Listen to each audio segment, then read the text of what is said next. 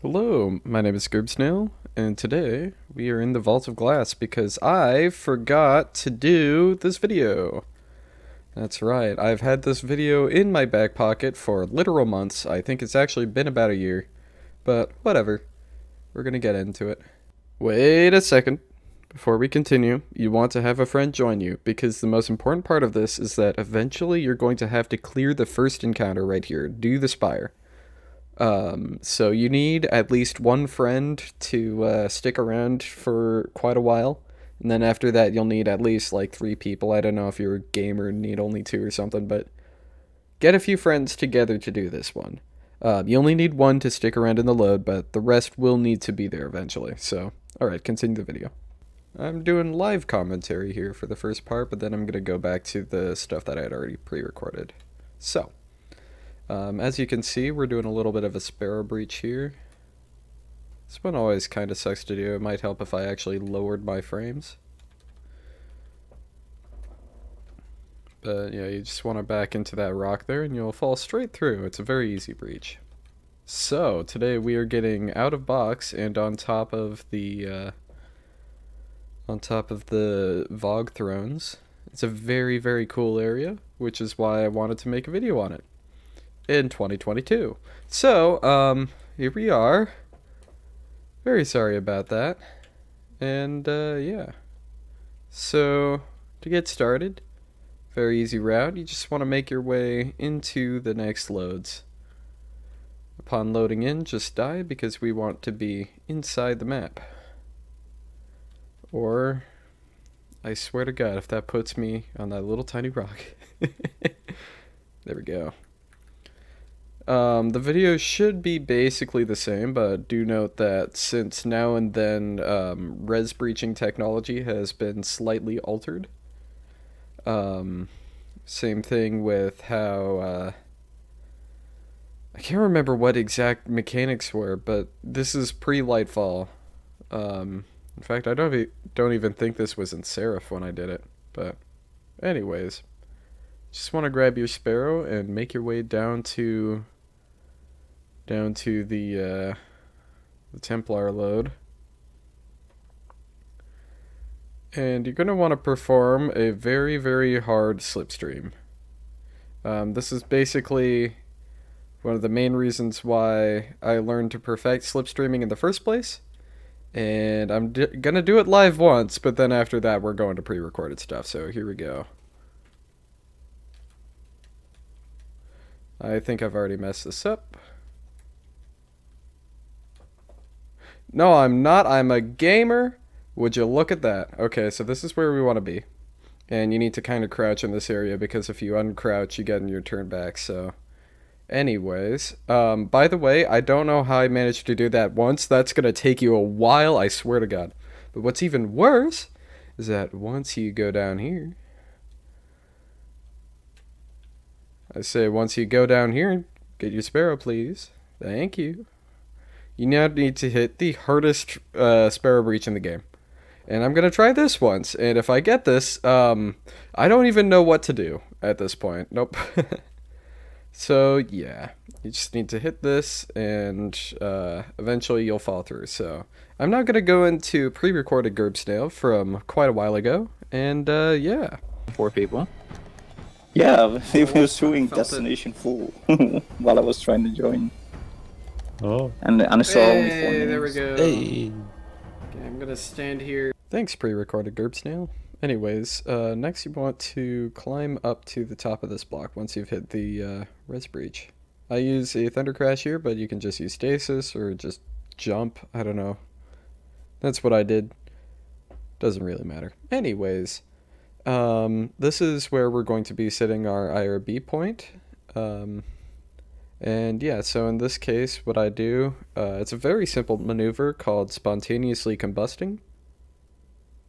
Like that. And next we're going to make our way all the way down to the final Vault of Glass load. And here's me running into a wall because everything looks the same in VoG. And off we go. So you want to make sure that you don't die at any point past this because there is no way to get past or back to where we are right now. So Well, there is if you really want to climb up the Gorgon's, like, tube, but it's not fun and probably unrecoverable, so yeah, don't die. We're being careful here to make our way down to the next part of the load. And you're gonna see me in a second Alt-Tab so that I'm at 30 FPS for hitting this load. That just makes things safer. Any second now. I believe I do it right now. Yep. Then that rock right there in front of me is basically where the load is. So we've hit Gorgon's Labyrinth, and now we need to make the descent. Yeah, this part, it's not too bad. Really the only problem that you'll find is that the barriers on the walls are sometimes annoying around the rocks. But I severely blunder it in this clip, but it's fine. It's fine. It doesn't really take too much effort to get down. Especially since we can just regen sword ammo, and I think I forgot that at this part of the clip, otherwise I probably would have used ammo. But here we are, blundering around. At this point in the run, you're going to want to start gathering your fire team to get everybody ready to do the VoG entrance. Doesn't matter how many people you have as long as it gets cleared, but that's what we're going to be using for our auto-res. Like here, I managed to even blunder my sword fly, so you don't even need stasis if you really need. But oh man, look at that recharge time there on my stasis nade. Those were good times before they nerfed it. Anyways, when you're down here, feel free to taunt the Gorgons. They do see you, but they can't actually alert because they can't acknowledge that you're there. Don't want, players getting caught from outside the map or in between walls and stuff, right? So anyways, we're going to just keep making our way around to the exit of the Gorgon's Labyrinth, over to the next load. And, yeah. I would say that this is a medium difficulty, load to die to. It's not 100% consistent, but it's not too bad to hit either. And the reset isn't too bad as well, although it is it could be easy to die to Gorgons if you aren't careful. So this is the spot right here, that little rock. Thank you, DM from nblock. And as you see there, when I run into the rock there, it doesn't kill me, so now we just have to go back. And just over there, the load is right inside those rocks. So once again, I'm alt-tabbing to go down to 30, and then just carefully tapping my way into the previous load. Nice and easy. The way that I did that was actually super dangerously, so don't do it like that. You want to better ease into the load than sort of tapping your way along, because that's a good way to get yourself vaporized back into where you don't want to be. Anyways, so right here, what I'm going to do is sword swing, still fail, so let's skip ahead for a second. Alright. And I don't make it there, but then I jump up and I make it. I'm very excited because finally I hit this clip. So at this point, you want your friends to go run the first encounter, and once they're done, we are now free to go on our merry way down to the Vault of Glass. So you just want to make your way down the whole Gorgon section. There is not too much worry of falling back into the map, but still be a little bit careful when falling down here. As you see, I'm just making my way along the top line here.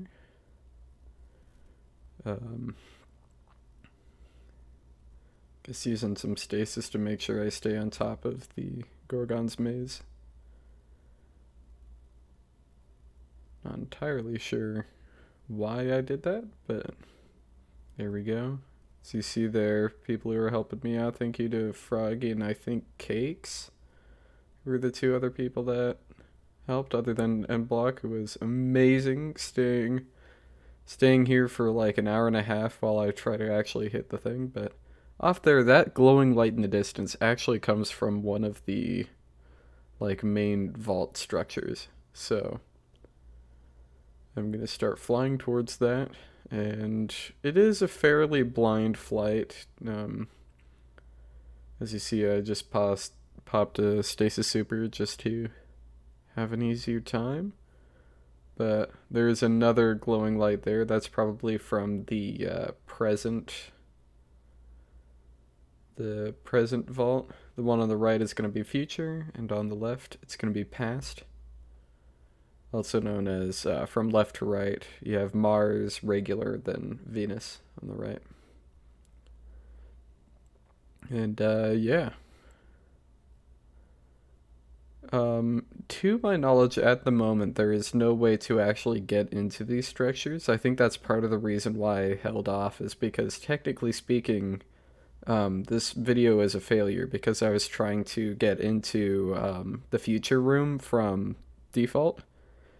In theory, maybe you could do something involving a sparrow, like if you were to sync box and take your sparrow over to Gorgons, and then in some capacity do it again in the proper vault, maybe it's possible to like do that, but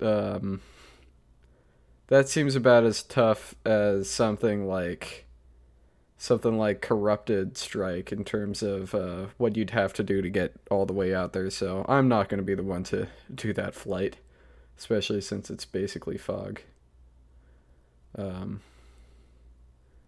Yeah, so now we're just on top of the vault throne, and I'm going to cut the footage as I redo my sword perks.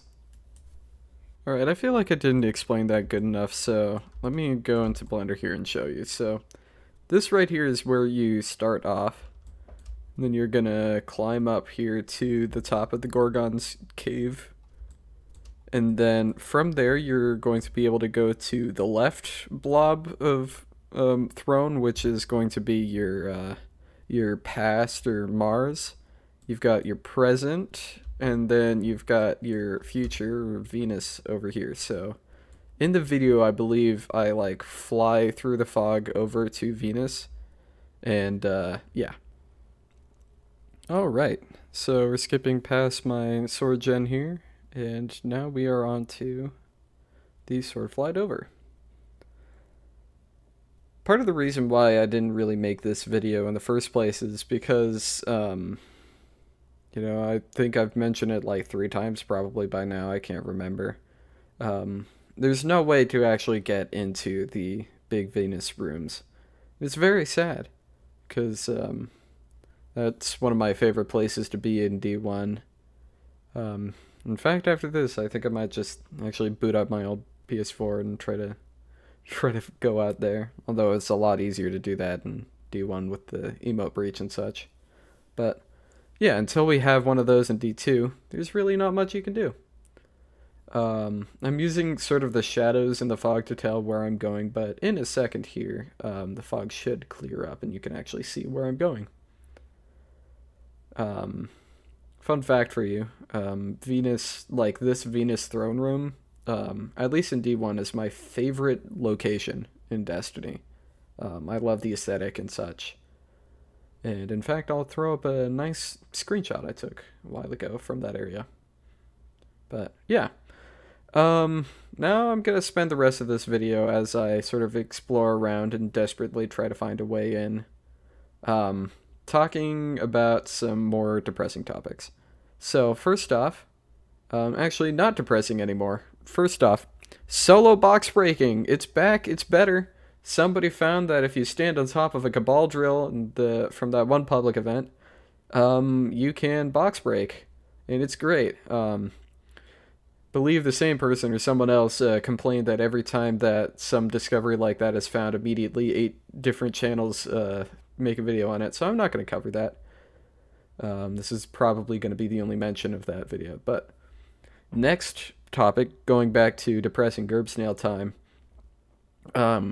You already kind of hear it in my videos, but I'm officially seeing the first opening signs of aphasia. And basically what that is, the best way to describe it, it's not totally correct, it's dementia light. Basically, I'm going to have a harder and harder time finding the right word for a situation. Like another thing is sort of like if your computer lost all its names for the files, like everything is still there, it's just lost the name for it. And it's sort of like when you've got the word on the tip of your tongue, that feeling, but like all the time for me. It's getting worse. Like I lost the ability to remember Destiny weapon names and stuff, and it kind of sucks, but it is what it is.